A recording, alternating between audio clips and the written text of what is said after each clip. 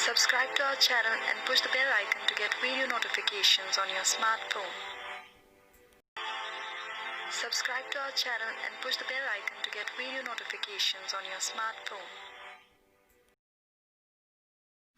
Hello dear student, welcome to the official YouTube channel of Home Academy. अगर आप हमारे channel पे पहली बार विजिट किए हैं तो चैनल को सब्सक्राइब करना ना भूलिए और बेल आइकन को प्रेस करें। जैसे ही आप बेल आइकन को प्रेस करेंगे तभी आपको हमारी हर कोई वीडियो की नोटिफिकेशन मिलती रहेगी। तो आज हम अपने टॉपिक को मेंस्ट्रुएशन के टॉपिक को कंटिन्यू करेंगे। आप हमें फेसबुक पे, इंस्टाग्राम पे फॉलो कर सकते हैं। तो मेंस्ट्रुएशन में हमने दो क्वेश्चन किए थे। Question number 3, find the sides of a square whose area is 68 1/16 square kilometre. हमें स्क्वायर का साइड जो है वो फाइंड आउट करना है। स्क्वायर क्या होता है? वो फिगर जिसके चारों के चारों साइडें जो होती है वो इक्वल होती है, उसे हम क्या कहते हैं? स्क्वायर कहते हैं। तो सपोज स्क्वायर का जो साइड है उसे हम एस लिख लेते हैं, एस लिख लेते हैं। और हमें क्या फाइंड करना है? Find the side of the square. इसी एस की जो है वो वैल्यू हमें फाइंड आउट करनी है। हमारे पास गिवन क्या किया है? एरिया। और एरिया जो होता है वो कितना गिवन है हमारे पास? 68 1/16 स्क्वायर किलोमीटर। ये हमारे पास एरिया दिया गया है और इस एरिया की मदद से हमें जो है वो साइड जो है वो फाइंड आउट करनी है। ये इतना सिंपल सा क्वेश्चन है। So it is very simple question. Let's start the question. तो एरिया हम जानते हैं, स्क्वायर का जो एरिया होता है हमने अपनी वीडियो में पढ़ लिया है। एरिया कितना होता है? साइड का स्क्वायर, मतलब एस का स्क्वायर। और अगर हमें ये एस फाइंड आउट करना है तो एस कितना होगा? अंडर रूट ऑफ एरिया का square. S is equal to area की जगह हम कितना लिखेंगे? 68 1/16। अब बात यह है कि यहाँ पर बस कैलकुलेशन करनी है और कुछ नहीं है। S is equal to 16। अब इस मिक्स फॉर्म को जो है हम फ्रैक्शन पहले बना देते हैं। तो कैसे बनाएंगे? 16 को मल्टीप्लाई करेंगे किससे? 68 से, और उसमें प्लस करेंगे 1। तो 16 को जब हमने मल्टीप्लाई किया किससे? 68 से, तो कितना होगा? 6 एग्जैक्ट कितना होता है? 48। तो लास्ट पे क्या होगा? 8 होगा। तो आप लिख सकते हैं ये 1 हो जाएगा, ये 0 हो जाएगा, ये 8 हो जाएगा, और प्लस 1 करेंगे तो 1089 हो जाएगा, डिवाइड बाई 16। अब यहाँ पर आप देखेंगे 1089 है और ये 16 है और हमें इसकी वैल्यू फाइंड आउट करनी है। तो 1089 जो है वो परफेक्ट स्क्वायर है। और ये परफेक्ट स्क्वायर किस चीज का परफेक्ट स्क्वायर है? 33 का परफेक्ट स्क्वायर है। तो 33/4 हो जाएगा। और हमारे पास क्या ऐसा ऑप्शन दिया है? हमारे पास ये ऑप्शन नहीं दिए गए। हमारे पास जो ऑप्शन होगा वो मिक्स फॉर्म में दिया गया होगा, पर नीचे 4 ही लिखा जाएगा। यहाँ पर 8 हो जाएगा, 8 4 से 32 प्लस 1, ये हो गया हमारे पास 33/4। तो ऐसा जो भी आंसर होगा वो आप मैच कर लें। तो 8/4 आपका ऑप्शन नंबर सी जो होगा वो करेक्ट होगा। तो होपफुली जो है ये आपको क्लियर हो गया होगा question. It was very simple question. दोबारा से एक बार रिपीट कर लेते हैं। हमें एरिया निकालना था। किस चीज का एरिया निकालना था? हमें स्क्वायर, सॉरी, हमें एरिया दिया गया था स्क्वायर का, और स्क्वायर की जो साइड होती है वो हमें निकालनी थी। हमने पढ़ा हुआ है स्क्वायर का जो एरिया होता है वो साइड का स्क्वायर होता है। Side S is equal to under root A हो जाएगा। और एरिया की वैल्यू हमारे पास क्वेश्चन में दी गई थी 68 1/16। बस इसकी मिक्स फॉर्म को कन्वर्ट कर दिया हमने फ्रैक्शन में। 68 multiply by 16 plus 1 divided by जो था 16 लिख लिया, सॉल्व कर लिया, आपका आंसर आ गया। So let's now go to the next question, question number 2। तो अभी हम बहुत बेसिक क्वेश्चन कर रहे हैं, ठीक है। जैसे ही हम आगे आगे चलते जाएंगे क्वेश्चन का लेवल भी अच्छा होती जाएगा। Calculate the area of the rectangular field whose length is 66 metre and perimeter is 242 metre. Question में हमारे पास एक रेक्टेंगुलर फील्ड दिया गया है। यह हमारे पास एक रेक्टेंगुलर फील्ड है और हमें क्या निकालना है? Calculate the area. इसका हमें एरिया जो है वो फाइंड आउट करना है। गिवन क्या है? whose length is 66 metre. इसकी जो लेंथ है वो 66 मीटर दी गई है, मतलब यहां से लेके यहां तक की जो डायमेंशन है 66 मीटर है। एंड इस पेरीमीटर इज 242। जो पेरीमीटर है वो कितना दिया गया है? 242 दिया गया है। और हम जानते हैं जो पेरीमीटर होता है वो क्या होता है? सम ऑफ ऑल द साइड्स होता है, सम ऑफ ऑल साइड्स क्या होता है, पेरीमीटर होता है। तो मतलब हमें पेरीमीटर का जो फॉर्मूला हमने पढ़ा था रेक्टेंगल में वो क्या था, 2 इंटू लेंथ प्लस ब्रेड्थ। मतलब हमें ये वाली से लेंथ, ये वाली ब्रेड्थ, ये वाली लेंथ और ये वाली ब्रेड्थ को हम प्लस करेंगे तो हम उसे लिख सकते हैं 2 इंटू लेंथ प्लस ब्रेड्थ। और ये किसके बराबर होगा, 242 के बराबर होगा। मतलब अगर हम यहाँ से l प्लस बी की वैल्यू निकालेंगे तो डिवाइडेड बाई 2 कर लेंगे तो कितना हो जाएगा, 242 को यहीं पर डिवाइड कर लो, 121 हो जाएगा, तो 121 हो जाएगा। और हमारे पास L की वैल्यू ऑलरेडी दी गई है, कितनी दी गई है, 121। यहाँ पर L ले लेंगे, L की वैल्यू 66 दी गई है, तो यहाँ से हमारी ब्रेड्थ निकल जाएगी जो कितनी होगी, 55 होगी। 11 माइनस 6 5 हो जाएगा, यहाँ पर भी 11 बचा, 11 माइनस 6 55 हो जाएगा। और ये जो यूनिट होगा इसका, इसमें यूनिट दिया गया है, मीटर में ही दिया गया है। अब हमें जो फाइंड आउट करना था वो क्या था, calculate the area of the rectangle. और हमें ये बात भी मालूम है कि जो एरिया होता है बच्चों रेक्टेंगल का वो कितना होता है, लेंथ इनटू ब्रेड्थ होता है। और लेंथ हमारे पास 66 मीटर दी गई है, ब्रेड्थ हमारे पास 55 मीटर दी गई है। तो अब हमारा क्वेश्चन जो है वो आसान हो गया। तो कैसे करेंगे, 5 6 30 होता है, तो ये हम 30 लिख देंगे, 5 6 30। बट हमें जब कैलकुलेशन आसान होती है तो एक को बढ़ाकर करना पड़ता है, 6 इंटू 6 कितना हो जाएगा, 36। तो ऐसा 3630 मीटर का स्क्वायर। तो कैलकुलेशन की जो मेरी शॉर्टकट वीडियोस है वो भी आप देख सकते हैं, जिसमें हम स्पीड अप कैलकुलेशन करते हैं ताकि आपको ये जो कैलकुलेशन है ये आसानी हो जाए कैलकुलेशन करने में, मल्टीप्लाई करने में। तो होपफुली क्वेश्चन जो है आपको क्लियर हो गया होगा। एक और बार मैं रिपीट कर लेता हूँ। हाँ, जो हमारे पास क्वेश्चन था हमें इसमें क्या फाइंड आउट करना था, calculate the area of the rectangular field. हमारे पास एक रेक्टेंगुलर फील्ड दिया गया है और उसकी हमें लेंथ जो है वो गिवन है, वो कितनी है, 66 मीटर। इसका एरिया निकालना है, इस पूरे फील्ड का हमें एरिया निकालना है। और हमारे पास दिया क्या गया है, पेरीमीटर दिया गया है। पेरीमीटर हमें कल पढ़ा जो है वो क्या होता है, सम ऑफ ऑल द साइड्स जो होता है वो पेरीमीटर होता है। तो मतलब ये वाली सारी की सारी साइडें जो होगी इनका सब सम करेंगे, इनका एडिशन करेंगे तो पेरीमीटर मिलेगा। और जो हमने पेरीमीटर का फार्मूला याद रखा था वो क्या था, perimeter is equal to 2 into length plus breadth. और उसको हम कंपेयर करेंगे गिवन पेरीमीटर से 242। अब इस 2 से ये कैंसिल हो जाएगा तो 121 हो जाएगा, और लेंथ प्लस ब्रेड्थ कितनी हो जाएगी, 121 हो जाएगी। मतलब अब हम यहाँ से ब्रेड्थ निकाल सकते हैं, तो इस स्टेप से हम ब्रेड्थ निकाल सकते हैं। तो ब्रेड्थ कितनी होगी, 121 माइनस 66 होगी, तो कितना हो जाएगा, 55 मीटर हो जाएगा। निकालना हमें एरिया था, और एरिया का फार्मूला होता है लेंथ इंटू ब्रेड्थ। तो लेंथ आपके पास निकल गई, ब्रेड्थ भी आपके पास है, तो आपका जो है सिंपल मल्टीप्लिकेशन से आंसर निकल जाएगा। तो let's now go to the next question. Question number जो होगा वो आपका 5 होगा। इससे पहले हमने जो है वो वीडियो में जो है वो 2 क्वेश्चन कर लिए थे, question number 1 and 2। How many metres of a carpet 75 centimetre wide, carpet है यहाँ पर दिया गया carpet. How many metre of a carpet, जिसकी विड्थ दी गई है, क्या दी गई है, कारपेट की हमारे पास विड्थ दी गई है, और ये विड्थ कितनी है, 75 सेंटीमीटर है। और इस सेंटीमीटर को अगर मैं मीटर में कन्वर्ट करना चाहूं तो कितना होगा, 0.75 मीटर होगा। Clear. Now how many metres of carpet of width 75 centimetre will be required to cover the floor of a room which 20 metre long and 12 metre broad. तो हमें पूछा क्या गया है, हमें ये पूछा गया है कि हमारे पास एक रूम है, ये हमारे पास एक रूम है, इस रूम को जो है वो कवर करना है, मतलब यहाँ पर फर्श बिछाना है। और जो है ये रूम की जो लेंथ है वो कितनी है, हमारे पास 20 मीटर जो है वो इसकी लेंथ है, और जो इसकी विड्थ है, ब्रेड्थ जो है वो 12 मीटर है। तो हमें कितना कारपेट लगेगा, उस कारपेट की जो टोटल लेंथ है वो हमें फाइंड आउट करनी है।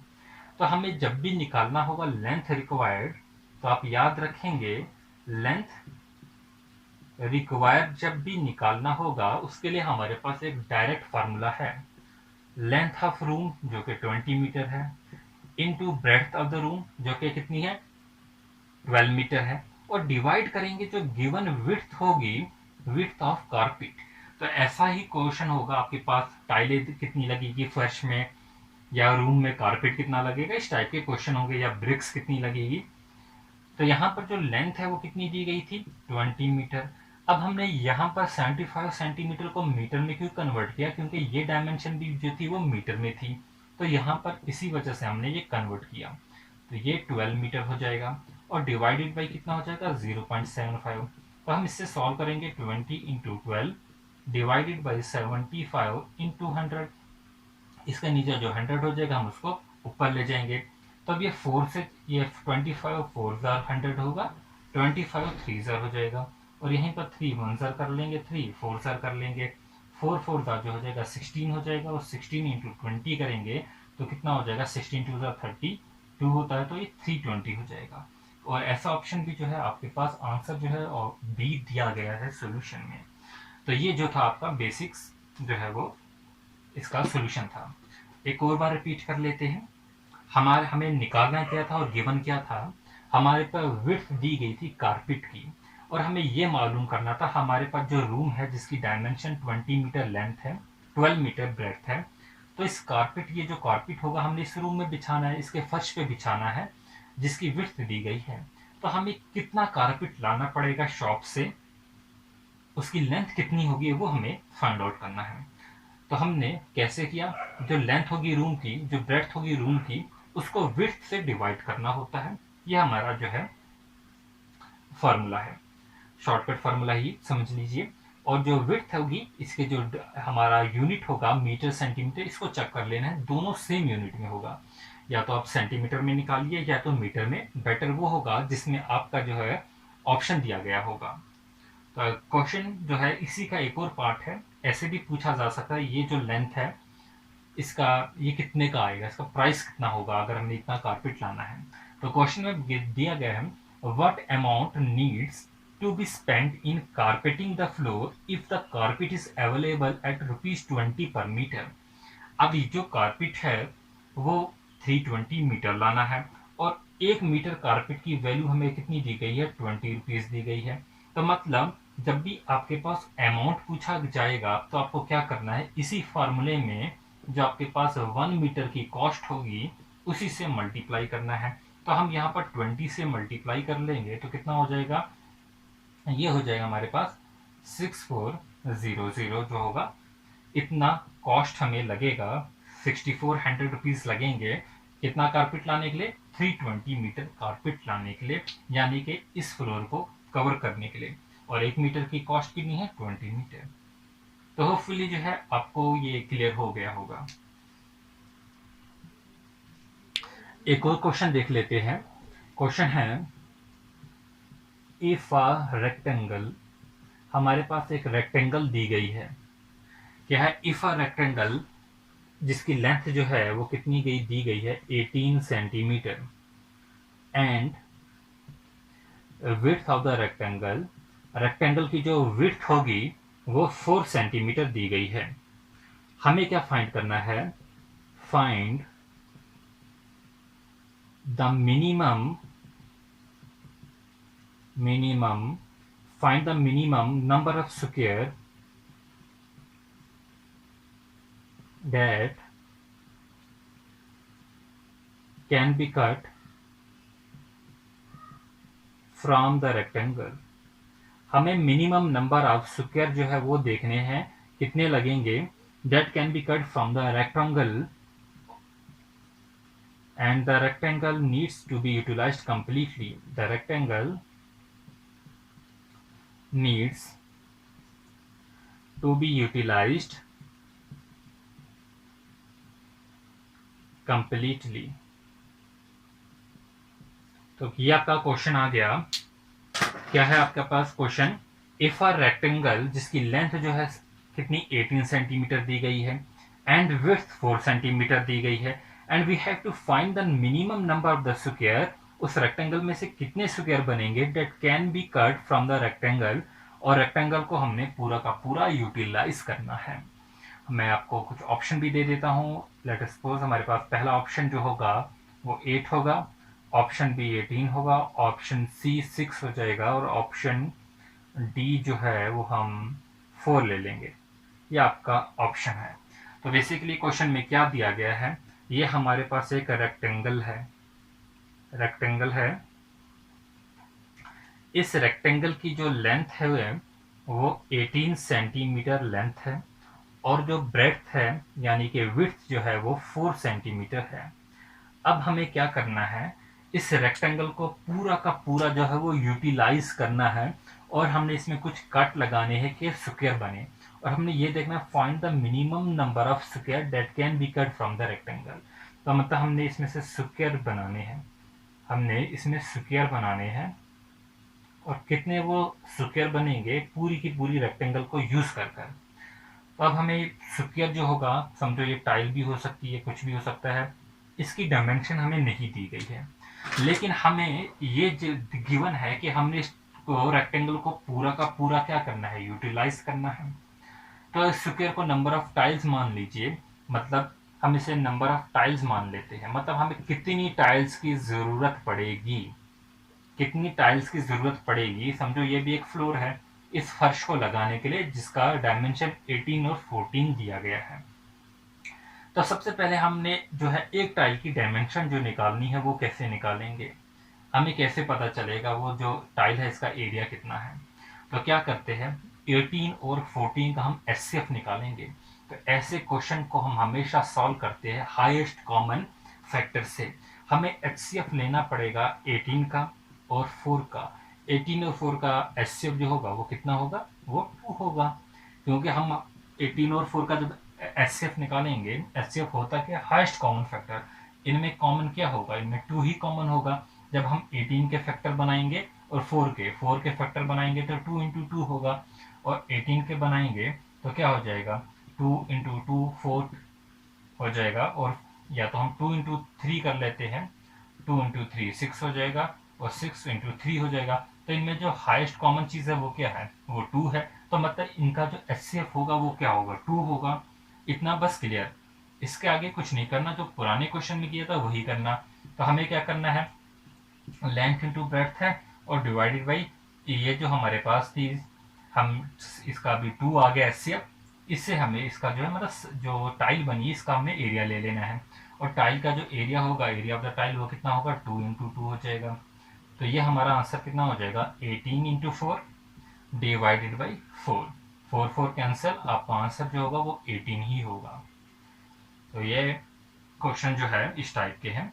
तो दोबारा एक बार समझ लेते हैं, इस क्वेश्चन को हम दोबारा से समझ लेते हैं। क्या दिया गया था क्वेश्चन में, क्वेश्चन में है इफ अ रेक्टेंगल जिसकी लेंथ 18 सेंटीमीटर है और जिसकी विड्थ 4 सेंटीमीटर है, और हमें फाइंड क्या करना है, minimum number of the square that can be cut from the rectangle, कि हमने वो मिनिमम नंबर ऑफ स्क्वायर देखने हैं जो कि इस रेक्टेंगल में हम कट देके लगाएंगे, और रेक्टेंगल को पूरा का पूरा यूटिलाइज करेंगे। तो हमने इस रेक्टेंगल को एक फ्लोर मान लिया, तो हम स्क्वायर को जो है कि मान लेते हैं कि स्क्वायर टाइल पड़ी हुई है। हमें यह देखना है इस फ्लोर में पूरे के पूरे एरिया में कितनी नंबर ऑफ टाइल्स लगेगी, मतलब कितने वो स्क्वायर लगेंगे, मिनिमम नंबर ऑफ कट जिन्हें हम कह रहे हैं। कैसे निकालेंगे, इसकी टाइल की तो डायमेंशन नहीं दी गई है, और टाइल की डायमेंशन हम देखेंगे इनमें जो चीज कॉमन होगी हाईएस्ट कॉमन फैक्टर से। तो 18 और 4 का जो हमने हाईएस्ट कॉमन फैक्टर लिया 18 और 4 का, वो कितना आया, वो 2 आ गया। तो हमारा जो फार्मूला होता है वो क्या होता है, एरिया हम लेते हैं पहले रेक्टेंगल का, और उसी एरिया को हम डिवाइड करते हैं एरिया ऑफ टाइल से। एरिया ऑफ रेक्टेंगल जो है वो कितना है, 18 into 4, area of the tile कितना होगा, 2 इंटू 2, ये 2 2 और 4 कैंसल, और आंसर जो होगा वो 18 होगा। तो होपफुली जो है ये आपको क्लियर हो गया होगा।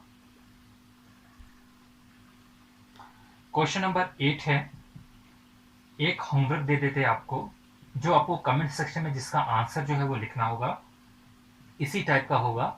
ए रूम जिसकी डायमेंशन जो होगी वो, जिसकी लेंथ होगी 12 1/4 मीटर लॉन्ग होगा, एंड 7 मीटर वाइड होगा। So the maximum length of a square tile, the maximum length of a square tile to fill the floor. Question number 8 है आपके पास. A room 12 1/4 meter long and 7 meter wide. The maximum length of a square field to fill the floor of a room with whole number of tiles should be. तो आपने number of tiles यहाँ पर निकालना है. तो hopefully जो है आप इसका आंसर जो है कमेंट सेक्शन में आप देंगे, तभी पता चलेगा आप सीरियसली जो है वो फॉलो कर रहे हैं कि नहीं. And let me know that my efforts are reaching to you. Hope you have benefited from this video. So do share with your friends and do not forget to subscribe our YouTube channel and also follow us on Facebook pages, Instagram and press the bell icon. Thanks for watching. If you like our videos, do share with your friends and do not forget to subscribe our YouTube channel Home Academy and also press the bell icon so that you get notification of every video whenever we upload. Thanks for watching. Subscribe to our channel and push the bell icon to get video notifications on your smartphone.